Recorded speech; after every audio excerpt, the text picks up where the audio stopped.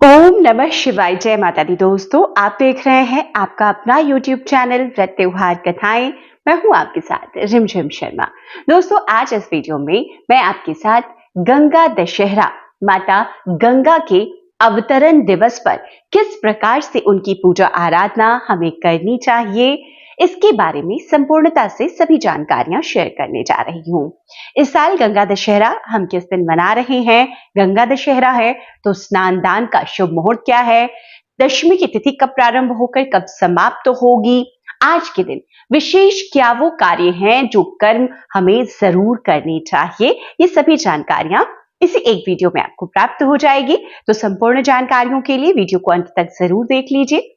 दोस्तों देखिए, गंगा दशहरा, ऐसा माना जाता है कि आज ही के दिन माता गंगा का धरती पर अवतरण हुआ था। तो अवतरण दिवस है ये मां गंगा का। मां गंगा, जैसा कि हम सभी जानते हैं, मोक्षदायिनी होती हैं। साल में किसी भी दिन आप गंगा में स्नान अगर कर लेते हैं तो समस्त पापों से मुक्त हो जाते हैं। और आज का मौका, जो गंगा दशहरा का मौका होता है, वो बहुत ही खास हो जाता है, क्योंकि आज माता गंगा, आप थोड़े से उनको प्रसन्न करने की कोशिश करेंगे तो आप पर अति शीघ्र प्रसन्न हो जाती हैं, सुख समृद्धि का आशीर्वाद देती हैं। गंगा दशहरा देखिए, निर्जला एकादशी, ज्येष्ठ मास की शुक्ल पक्ष की एकादशी होती है। एकादशी के ठीक एक दिन पहले दशमी की तिथि होती है, तो दशमी तिथि में हम मनाते हैं। ज्येष्ठ मास के शुक्ल पक्ष की दशमी तिथि को माता गंगा का अवतरण दिवस मनाया जाता है। आज के दिन देखिए, मां गंगा की पूजा तो विधि विधान के साथ हम करते ही हैं, साथ ही भोलेनाथ, जिनकी जटाओं से मां गंगा निकली हैं, उनकी पूजा का भी बहुत ज्यादा महत्व हो जाता है। तो दोस्तों, सबसे पहले जान लेते हैं कि गंगा दशहरा इस बार साल 2024 में हम किस दिन मना रहे हैं। देखिए, तिथि कब प्रारंभ होती है, कब समाप्त होती है, इसी से हम किसी भी व्रत को धारण करते हैं या पूजा पाठ का जो समय निकलता है वो निकलता है शुभ मुहूर्त। तो सबसे पहले तिथि ही जान लेते हैं। देखिए, दशमी की तिथि 16 तारीख को सुबह 2:32 पर सुबह में शुरू होगी, जो कि 17 तारीख को 4:35 पर सुबह में समाप्त होगी। तो ऐसे में उदया तिथि को हम कोई भी व्रत त्योहार मनाते हैं हमारे धर्म में, तो 16 जून को उदया तिथि में हमें दशमी की तिथि मिल रही है। तो इसी दिन गंगा दशहरा का जो पर्व है वो मनाया जाएगा।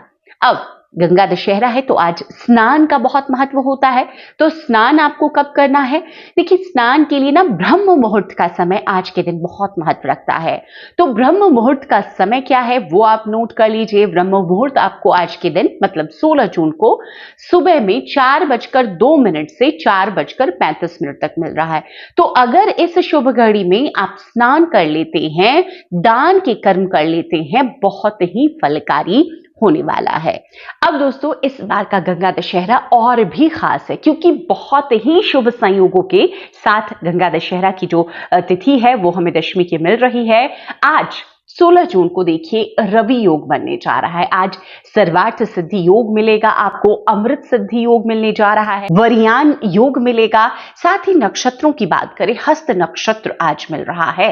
तो ऐसे में इन सभी शुभ संयोगों के बीच में अगर हम मां गंगा को प्रसन्न कर लेते हैं तो समस्त पापों से मुक्त हो जाते हैं, और जीवन में जिस भी चीज की सुख समृद्धि हमें कामना रहती है, देखिए ऐसी चीजों की, तो वो सभी कामनाएं आपकी पूर्ण होती है।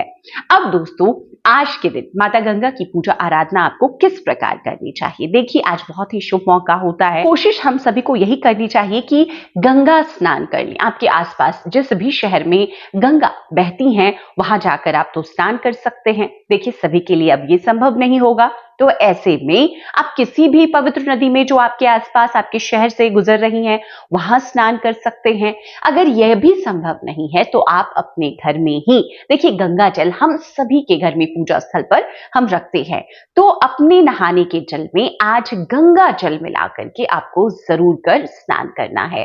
पहले गंगा जल मिलाइएगा। देखिए, बहुत बार बताया है मैंने कि आपने जल पहले एकत्रित करके उसके ऊपर में गंगा जल की बूंदें नहीं डालनी। आपने 2 बूंद ही गंगा जल डालना है, पहले उसे डालिए और उसके बाद में आप उसे साधारण जल से भर करके उससे स्नान कीजिए और ये भाव रखिए कि आप गंगा स्नान कर रहे हैं, उतना ही पुण्य फल आपको प्राप्त होता है। इसके बाद में विधि विधान से आप गंगा पूजन कीजिए। गंगा पूजन देखिए, आप गंगा तट पर हैं तो वहीं पर पूजन कर सकते हैं। अगर आप घर में हैं तो आप जिस प्रकार से गंगा तट पर पूजन करते हैं उसी प्रकार एक पीतल की परात ले लें, थाल ले लें, उसमें गंगा जल भर लें और मां गंगा का वहीं पर आह्वान करें। आह्वान कर आप उसी जल को माने कि मां गंगा वहीं पर आपके लिए अवतरित हुई हैं और उसी में आज पूरे भाव से क्या आप गंगा तट पर गंगा पूजन कर रहे हैं, पूजन करना चाहिए। गंगा पूजन के लिए क्या जरूरी चीजें हैं? देखिए, आज जब सुबह आप उठेंगे ना तो शुद्ध वस्त्र आपको पहनने हैं। घर पर आप गंगा पूजन कर रहे हैं तो गंगा पूजन के लिए आपको क्या वो चीजें चाहिए? मां गंगा के लिए देखिए 10, आज दशमी की तिथि है ना, तो 10 का बहुत महत्व होता है। तो 10 की संख्या में कुछ चीजें आपको लेनी है, जैसे कि आप जो भोग अर्पित करेंगे वो 10 की संख्या में लें या 10 प्रकार के फल, 10 प्रकार की मिठाइयां, जो भी आप भोग स्वरूप अर्पित करना चाहते हैं, संख्या 10 होनी चाहिए।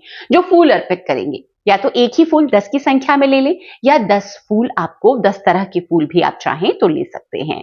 इस प्रकार दीपक आज आपको प्रज्वलित करना है। गंगा तट पर हम दीपदान करते हैं तो घर पे दीपदान कीजिए उसी प्रकार से, तो 10 की संख्या में कीजिए। इसके बाद में आपको चाहिए सिंदूर चाहिए, रोली चाहिए, अक्षत चाहिए, चंदन चाहिए और शुद्ध घी का दीपक मैंने बता ही दिया। कपूर से आरती आज मां गंगा की जरूर उतारें, तो कपूर चाहिए। वस्त्र जो लोग अर्पित करना चाहते हैं, वस्त्र और श्रृंगार जो अर्पित करना चाहते हैं वो श्रृंगार रख लें, वस्त्र रख लें, नहीं तो सिंदूर तो जरूर ही अर्पित करें माता गंगा को और फिर वो सिंदूर अपने लिए आप रख सकते हैं।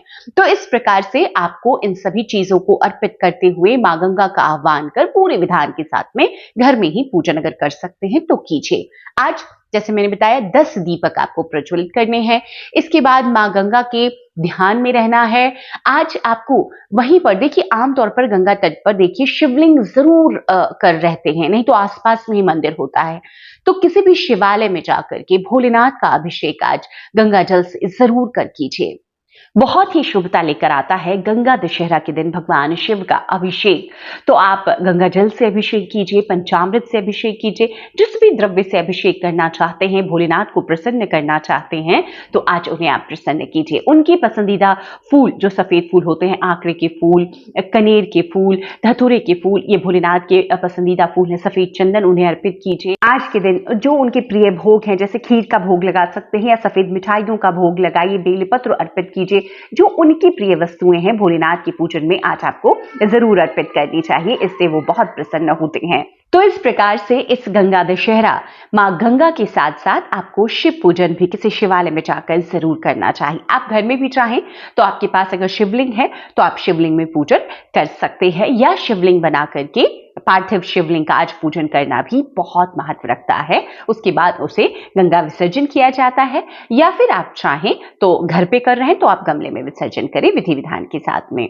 आज जो सबसे शुभ कर्म करने हैं ना, जैसे पूजा में मैंने बताया कि 10 की संख्या का बहुत महत्व है, उसी प्रकार से गंगा दशहरा का जो दान होता है वो आपके जीवन में बहुत शुभता लेकर आता है। तो आज आपको दान क्या क्या करना है और कितना करना है।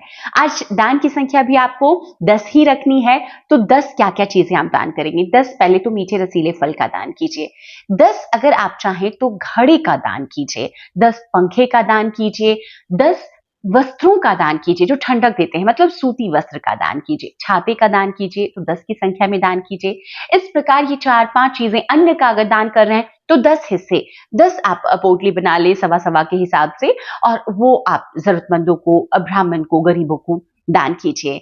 तो इस प्रकार से इस गंगा दशहरा मां गंगा और भगवान भोलेनाथ के आशीर्वाद के लिए विधि विधान से पूजन कर ये सभी शुभ कर्म जरूर कीजिए। उम्मीद करती हूँ ये वीडियो आपको पसंद आया होगा। पसंद आया हो तो लाइक जरूर कर दीजिएगा। चैनल पर पहली बार आए हैं, इस तरह की जानकारियां आपको भी अच्छी लगती है तो चैनल को कृपया कर सब्सक्राइब कर लें, क्योंकि आने वाले सभी व्रत त्योहारों की संपूर्णता से सभी जानकारियां यहाँ पर आपको प्राप्त होती रहेगी। वीडियो देखने के लिए बहुत बहुत शुक्रिया। जय मां गंगे।